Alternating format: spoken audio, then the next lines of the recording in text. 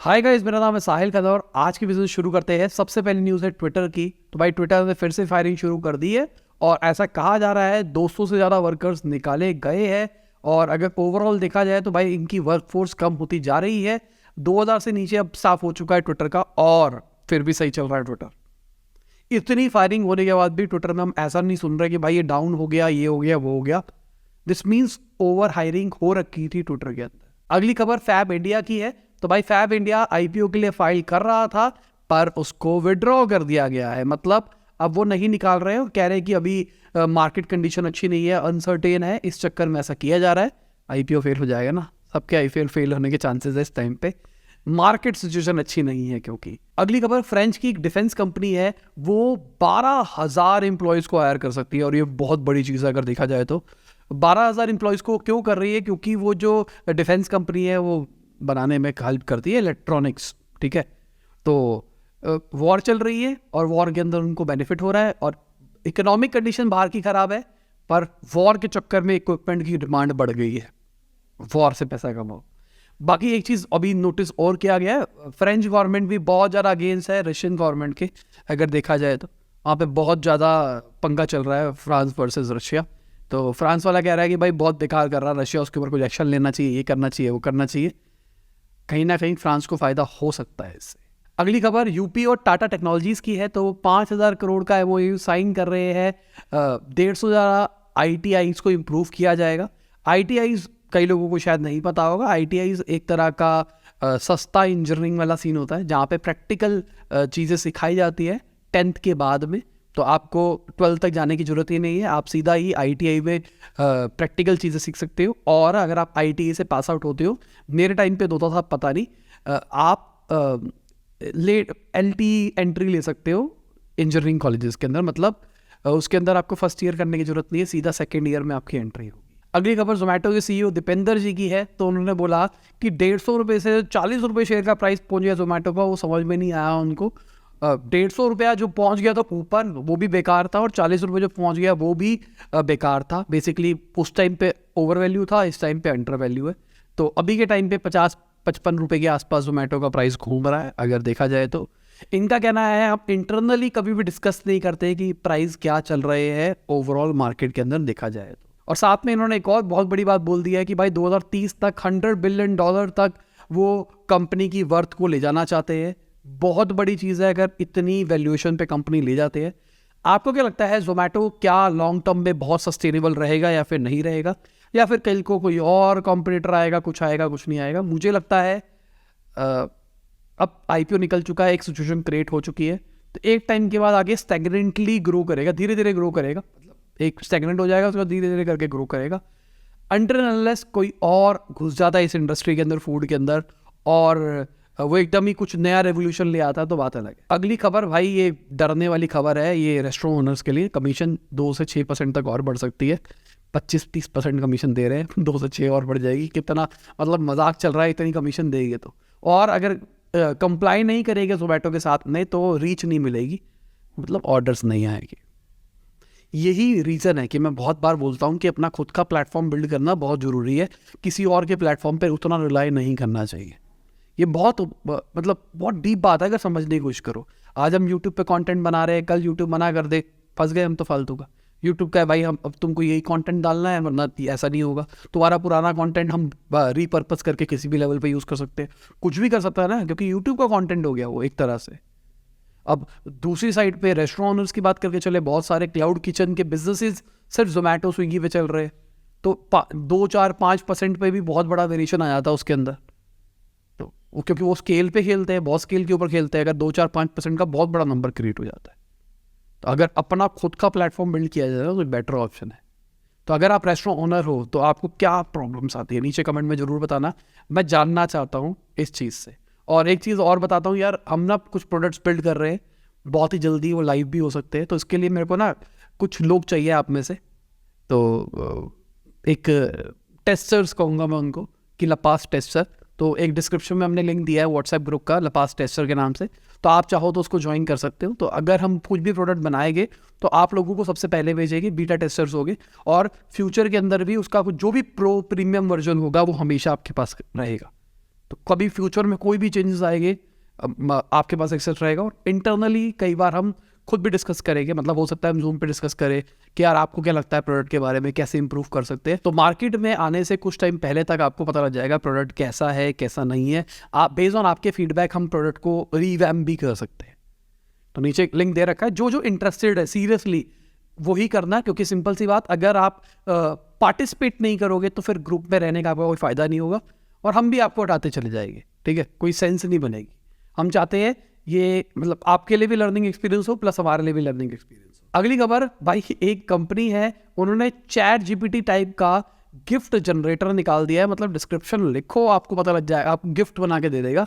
और ये personalise gifting company है और इनका बहुत बड़े सपने हैं। देखा जाए तो सिंगापुर बेस्ड है, देखते हैं क्या होता है क्या नहीं होता। पर बढ़िया चीज़ लगी मुझे कि आप लिखोगे मेरे को अपनी मम्मी को बर्थडे के ऊपर कुछ देना है, बताओ कुछ मीठा नहीं होना चाहिए, अपने आप उन्होंने गिफ्ट हैम्पर बना के दे दिया। अरे वाह, कितनी बढ़िया चीज़ है। अगली खबर, जो वर्ल्ड बैंक का इंटरनेशनल फाइनेंस कॉर्पोरेशन है वो श्रीलंका को $400 मिलियन दे सकता है।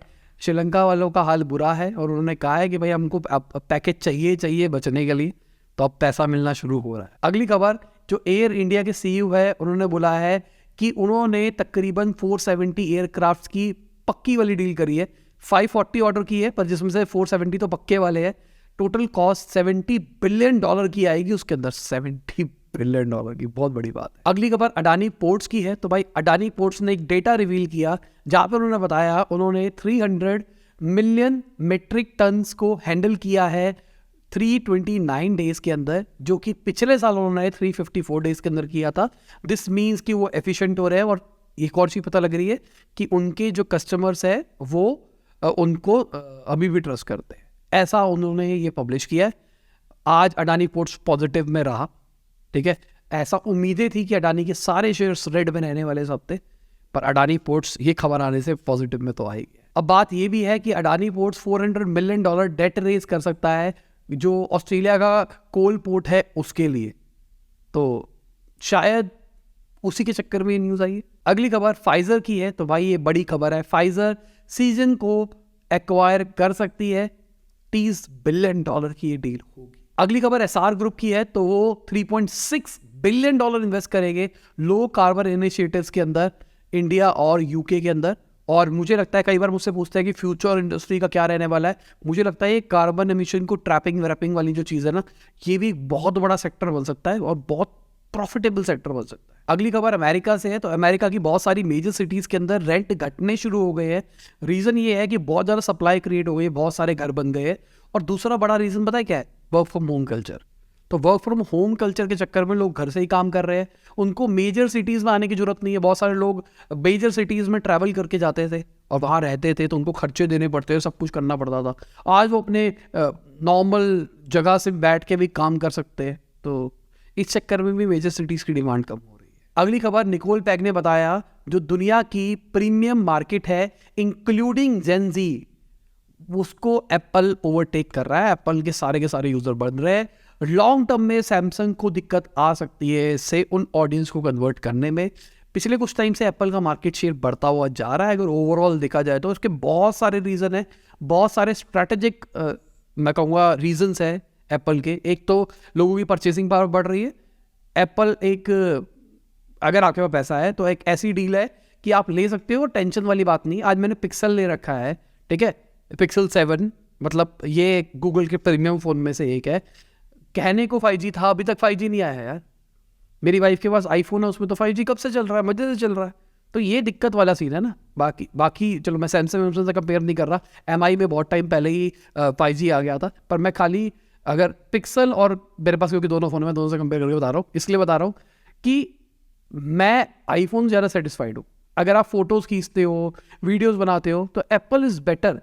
पहला हम कह सकते थे, आज से कुछ टाइम पहले तक बहुत बड़ा डिफरेंस था iOS और एंड्रॉयड में, कि एंड्रॉयड में आपको बहुत ज़्यादा फीचर्स मिलते थे, iOS में नहीं मिलते, एप्पल में नहीं मिलते थे। पर अब वो क्लोज आ गया है, मतलब बहुत ज़्यादा फ़र्क नहीं है। Mister who is the boss ने एक वीडियो बनाई है इसके ऊपर समझाते हुए कि बहुत बड़ा डिफरेंस नहीं रह गया, और मुझे भी वही चीज़ लगती है।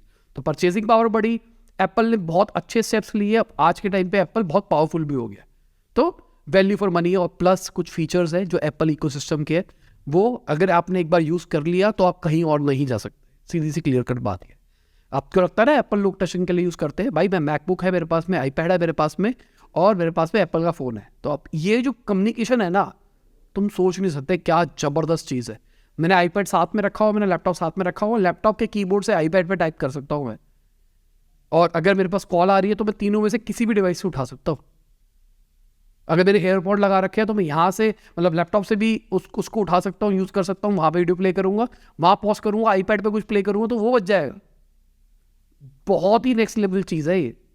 तो ये जो इकोसिस्टम बना रहा है ना एप्पल, ये बहुत ज़बरदस्त है, और एक बार उसकी आदत लग गई तो तुम स्विच नहीं कर पाओ। अगली खबर एलॉन मस्क की है। तो उन्होंने बोला है कि जो यूएस मीडिया है वो एंटी वाइट है, साथ में उन्होंने एशियंस के बारे में बोला है कि एशियंस की भी अगेंस्ट रहती है। अभी तक उनका ये कहना है कि जो यूएस मीडिया है वो एंटी एशियन थी, और अब वो एंटी वाइट भी हो गई है। मेरे हिसाब से ये पूरी वेस्टर्न मीडिया एंटी एशियन तो है ही, ये क्लियर कट बात है।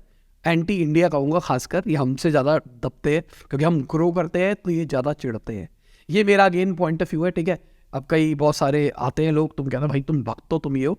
मैं थ्रू आउट द लाइफ बता रहा हूँ, मतलब चाहे उस टाइम पे कांग्रेस थी, चाहे उस टाइम पे बीजेपी है, तो मैं हर टाइम की बात कर रहा हूँ। मैं नहीं खुश हूँ इस चीज़ से। अगली खबर, जोधपुर बेस उत्कर्ष कोर्सेज है वो और फिजिक्स वाला कोलैबोरेट कर रहे हैं, और ये बड़ी बात है। एक जॉइंट वेंचर बनाया जा रहा है, उनके पास भी 1 करोड़ से ज़्यादा स्टूडेंट्स हैं, अब दोनों मिलके काम करेंगे। बहुत बड़ी चीज़ है, बहुत बड़ा मर्जर है अगर देखा जाए तो, मतलब मर्जर ही कहूँ, जॉइंट वेंचर। अगली खबर, क्रेड के फाउंडर से पूछा गया कि आपकी जो स्टार्टअप है अभी तक प्रॉफिटेबल क्यों नहीं है। साथ में उन्होंने एक और बात बता दी कि वो सिर्फ 15,000 रुपये सैलरी लेते हैं। उन्होंने कहा मैं सैलरी इसलिए नहीं लेता क्योंकि अभी हमारी कंपनी प्रॉफिटेबल नहीं है, जब प्रॉफिटेबल आएगी तब मैं ये लेके जाऊँगा, ऐसा करूँगा वैसा करूँगा। ये मैं आपसे पूछना चाहूँगा, अगर आप क्रेड यूज़र हो, आप क्रेड क्यों यूज़ करते हो? मैं इस पर मतलब मान के चल रहा हूँ ये आंसर होगा आपका, क्योंकि आपको डिस्काउंट्स मिलते हैं, आपको ऑफर्स मिलते हैं। तो अगर आप क्रेड के यूज़र हो, कल को कोई और ऐप आएगी और उससे ज़्यादा डिस्काउंट्स देगी, क्या आप वहाँ जाओगे या फिर नहीं जाओगे? नीचे कमेंट के अंदर बताना, क्योंकि क्रेड जो ब्रांडिंग के ऊपर काम कर रहा है, मुझे ऐसा लगता है कि इंडिया में ब्रांडिंग वाली मार्केटिंग उतनी कामयाब नहीं है। इंडिया में price conscious, offer conscious audience है, जहाँ ऑफर जाते हैं ऑडियंस वहाँ चली जाती है। तो आज क्रेड इतना पैसा जला के, लॉस लगा के एक मॉडल बना रहा है, लोगों को, ऑडियंस को एजुकेट कर रहा है।